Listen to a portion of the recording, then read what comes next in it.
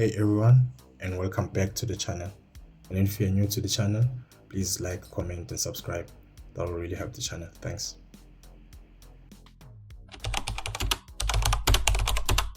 Today we're diving into a deep crisis that's quietly shaping the future of South Africa. And it's far more urgent than you might think. Imagine this: over 62% of young people in South Africa aged between 15 to 24 are unemployed. That's not just a statistic. It's millions of dreams on hold, millions of talents untapped.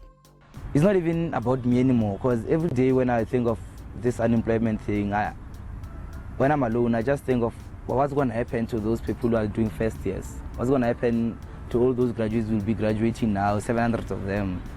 Like, where are they going to get employment? You might be thinking, what's the solution? Many believe it lies within the small, medium and micro enterprises, or SMMEs. These businesses are the backbone of our economy, creating most of our jobs.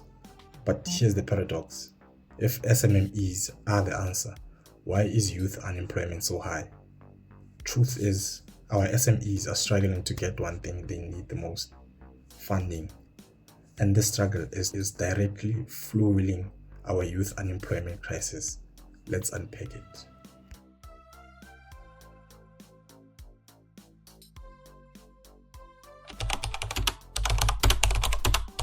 South Africa's youth unemployment isn't just a problem, it's a national emergency. The numbers are truly alarming. For those aged between 15 to 24, the unemployment rate hit at a staggering 62.4% in the first quarter of 2025. A significant jump from 50% just 10 years ago. Expanded to ages 15 to 34, and then we're looking at 46.1 joblessness. Think about that. Nearly 60% of unemployed youth between 15 and 34 have no prior work experience. You can't get a job without experience, and you can't get experience without a job. This is where SMMEs should step in, as they often more willingly to hire less skilled and less experienced individuals. But if they can't grow, the crucial entry point vanishes. Welcome back to ENCA. Now, youth unemployment in South Africa remains quite dire. Nearly 30 years into our democracy, we're still seeing, of course, high levels of unemployment. But as the country marks another Youth Day, ENCA visited schools in Katlehong, just south of Johannesburg, and found hopeful young people who are trying to beat the odds. Business anchor Melissa Tihi has more. Well, I want to be a mechanical engineer, a musician, a businessman. When I grow up, I want to be a meteorologist. I want to be a doctor and an actor. I won't be scared because I'm too confident. Young dreams, but as reality unfolds in front of them, many know wishes don't always come true. Some people have degrees, but still though they are still living in the townships. Not finding a job after I'm done my matric. And it gets worse. A huge chunk of our youth are NEETs, not in employment, education or training.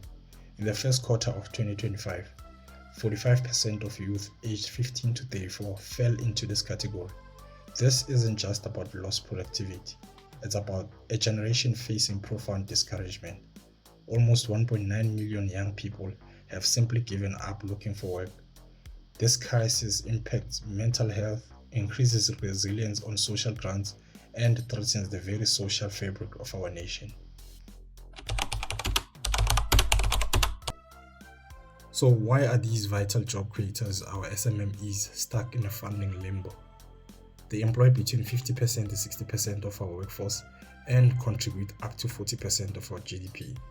The National Development Plan even expects them to create 90% of the 11 million jobs needed by 2030. Yet they face immense barriers. The first traditional financial hurdles that SMMEs have to focus on is that banks often require a collateral, a solid credit history, and extensive financial records. But here's the kicker: only about 14% of South Africa's small businesses are formalized, and a mere of 24% use formal accounting systems. How can you have a perfect credit history or auditable financial if you're operating informal? This creates a formalization trap. Then there's the lender perception. SMMEs are seen as high risk. Why? Because 50% of them fail within 2 years and up to 80% within 5 years. Micro enterprises, those with a turnover of less than 1 million rand, make up 86.5% of all funding applications and create over 80% of new jobs. Yet they are the least likely to receive capital. The funding gap isn't a lack of money, it's a supply and demand mismatch. Beyond external issues, SMMEs face operational challenges. Many owners lack financial literacy and business acumen. And the regulatory environment? It's a nightmare.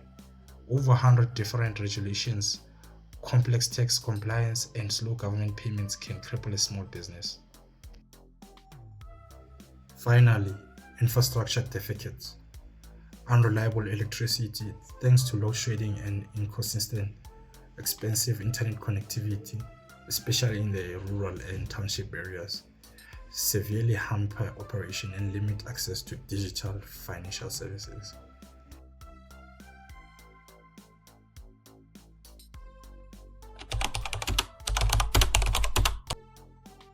So, what does this funding drought mean for our young people? It means their entrepreneurial dreams are stifled before they even begin. South Africa has one of the lowest rates of youth entrepreneurship in Africa. Young innovators with brilliant ideas often can't get initial capital due to strict requirements or simply not knowing where to look. This directly translates to lost job opportunities. SMMEs are the primary source of entry-level jobs, especially for those without much experience. When they can't grow, those jobs don't materialize. This confirms the no experience, no job cycle, stalling skills development, and leading to widespread discouragement. Many young people are pushed into the informal economy where incomes are often low and volatile, making sustained economic independence a distant dream. But it's not all doom and gloom. We do have incredible young entrepreneurs making waves despite these challenges. Take Botlhale AI, making conversational AI available in African languages, or Delivery Speed, solving the fast food delivery gap in townships like Hammanskraal.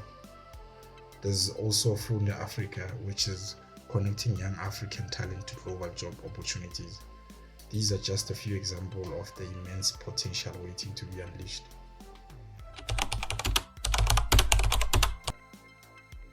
Thankfully, various organizations are working towards to address these issues. The South African government has several initiatives. The National Youth Development Agency, also known as NYDA, offers grants up to 200,000 for youth entrepreneurs. The Small Enterprise Finance Agency, also known as SEFA, has disbursed over 16 billion rand, supporting hundreds of thousands of SMMEs and creating over 880,000 jobs. The Industrial Development Corporation, also known as IDC, has a 1 billion Grow Youth Fund specifically for youth-owned businesses. And the National Empowerment Fund, also known as NEF or NEF, supports black-owned businesses with financial and non-financial aid. Up to young business women and businessmen. The Small Business Development Department has launched an initiative to help startup businesses gain access to the economy. It's estimated that this sector makes up about 91% of formalized businesses and employs about 60% of the labor force. The conference, jointly organized by the Ministry of Finance, Standard Bank, and PricewaterhouseCoopers, served as a networking platform for experts to put ideas together in discussing the PPP framework for socio-economic and infrastructure projects. These projects are primarily focused on energy provision, affordable housing, and the transport sector. Townships are sustained by businesses that line up the streets, keeping the township economy afloat. Access to funding for small, medium, and micro enterprises is generally hard to come by. For some township businesses, it's even harder because of the nature of their business. The SMME Crisis Partnership Fund seeks to address the economic inclusion of the township businesses in Gauteng. And this money is going to be given either as working capital or asset finance or housing loans or taxi finance to hundreds of small businesses that need money to be able to either survive or grow. The partners believe this model, which leverages government's underused first loss capital to attract private sector funding, is a game changer. They believe the availability of funds to SMEs will reignite the township economy and elevate it to respond to the current needs of society. However, these efforts face limitations. There's often a lack of coordination and public awareness about available programs. Crucially, there are significant data gaps on SMME lending, making it hard to see who's getting funded and who isn't. And despite the initiatives, a bias towards larger SMMEs persists, leaving micro enterprises, the biggest job creators, underserved.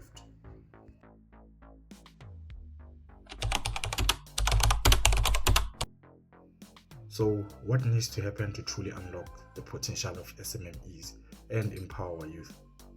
It requires a multifaceted approach. Number one, policy and regulation reform. We need to simplify business registration and compliance, making it easy for young entrepreneurs to formalize. Standardizing SMME data collection is critical to identify gaps and target funding effectively. And enforcing timely payments to SMMEs, especially from government, is essential for their cash flow. Number two, tailored financial solutions. The financial system needs to develop specific fit-for-purpose funding for micro enterprises, recognizing their unique needs and job creation potential. Leveraging alternative credit scoring models and promoting digital financial services can open doors for many previously excluded businesses. Number three, enhanced business development support. Funding alone isn't enough. We need integrated long-term mentorship and practical training in financial management, marketing, and business acumen. Entrepreneurship education should start early, even at school level, to cultivate the mindset of job creation, not just job seeking. Number four, strategic partnerships and ecosystem coordination. Stronger collaboration between government, the private sector, and the development partners is vital. We need a truly coordinated one-stop shop approach to SMME support, eliminating fragmentation. Number five, fostering an entrepreneurial culture. We must normalize failure, viewing it as a learning opportunity rather than a disqualifier for future funding. This encourages risk-taking and resilience amongst young entrepreneurs. Number six, focus on township and rural economies. Targeted support for SMMEs in these areas is crucial, including bridging the digital divide with reliable internet and affordable data.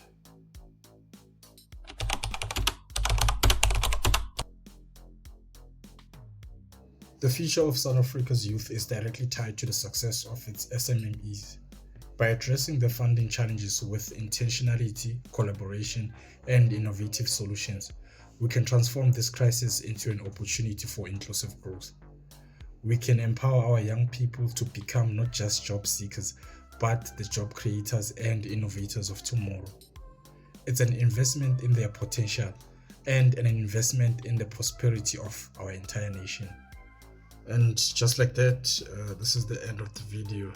Please let me know what are your thoughts on this. Have you faced any funding challenges as an entrepreneur? Do you know someone who has?